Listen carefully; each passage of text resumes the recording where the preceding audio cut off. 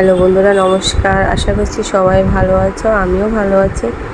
তো এটা হলো আমার 18ই ভাদ্র লোকনাথ বাবার আবির্ভাব দিবসের দিনের ভিডিও। তো আমি একদম সকাল সকাল ঘুম থেকে উঠে গিয়েছি।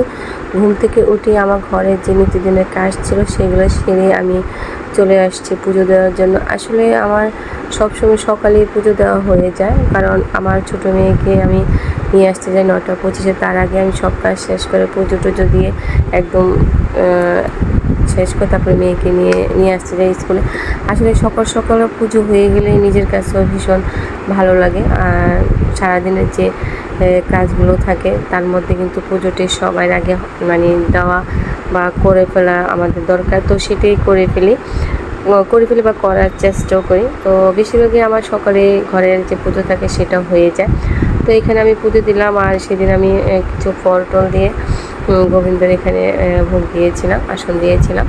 তো যাই হোক, এখন আমার পুজো হয়ে গেছে। এখন আমি আবার চলে যাব ছোটো মেয়েকে স্কুল থেকে নিয়ে আসতে। আসলে পুজো শেষ হয়ে গেলে নিজের কাছে একটা শান্তি লাগে। আহা, টাটা।